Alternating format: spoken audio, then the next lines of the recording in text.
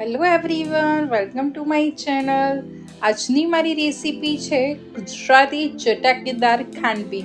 તમને એમ થશે કે ખાંડવી ભલે ઘરે પણ બને?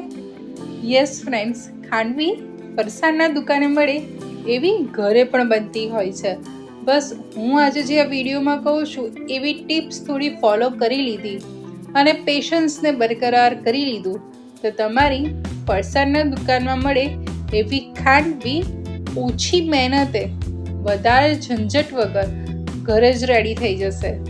તો ચલો ફ્રેન્ડ્સ, હું તમને બતાવી દઉં કે ખાંડવી કેવી રીતે સરસ એવી બનશે. એના માટે આપણે એક મિક્સર જારમાં એક લીલું મરચું લેવાનું છે, એક બાઉલ બેસન લેવાનું છે. ફ્રેન્ડ્સ, બેસન જ્યારે મેં બાઉલમાં ફિલ કર્યો ત્યારે મેં વજન આપીને પ્રેસ નથી કર્યો, જસ્ટ બાઉલમાં ભરાયો એટલો જ મેં એક બાઉલ લીધો છે. એટલે ઘરની કોઈ બી વાડકીનું માપ આપણે લઈ લેવાનું છે. જે વાડકીથી આપણે લોટ લીધો છે એનાથી અડધી વાડકી આપણે દહીં લેવાનું છે.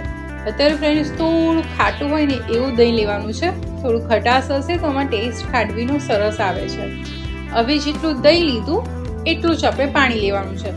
એટલે તમે આની જગ્યાએ દહીંની જગ્યાએ થોડી મીડિયમ ખાટી છાશ બી લઈ શકો છો. થોડું સ્વાદ પ્રમાણે મીઠું લઈ અને સરસ એવું ગ્રાઇન્ડ કરી લેવાનું છે.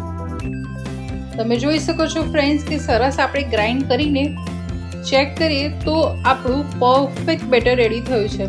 ના બહુ પતલું ના બહુ જાડું.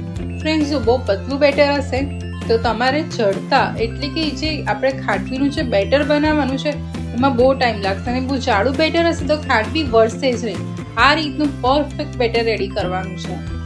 અને આ બેટરને આપણે આ રીતે સ્ટ્રેનરમાં લઈ અને એને સ્ટ્રેન કરી દેવાનું છે. આ પ્રોસેસ એટલા માટે કરવાની કે એમાં જે આપણે લીલા મરચાં નાખ્યા છે એ બી આમાં ગળાઈ જશે અને એકાદી જે લમ્સ રહી ગયો હશે ચણાના લોટનો એ બી આમાં રિમૂવ થઈ જશે. હવે આપણે લો ફ્લેમ પર પેશન્સ રાખીને આ રીતે એને કન્ટિન્યુ સ્ટર કરવાની છે.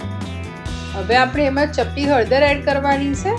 તમે ચાહો તો હળદરને મિક્સર ગ્રાઇન્ડરમાં બી એડ કરી શકો છો અને આ રીતે એડ કરી શકો છો.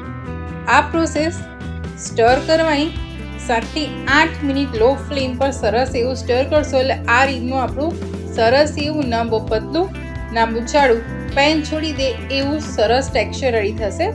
ખાંડવીનું પરફેક્ટ બેટર થયું છે કે એ ચેક કરવા માટે આપણે થોડા બેટરને આ રીતે પ્લેટમાં પાથરી દેવાનું છે. આ રીતે થોડો રેસ્ટ આપી ગયા બાદ આપણે ચેક કરીએ તો આપણે થાળી પરથી આપણું જે બેટર છે સરસ રીતે આ રીતે ખાંડવીની જેમ ઉકળી જાય છે તો આપણું બેટર પરફેક્ટ થઈ ગયું છે. હવે આ રીતે આપણે ફ્લેટ સરફેસ પર આપણે ખાંડવીને સરસ એવી પતલી સ્પ્રેડ કરવાની છે.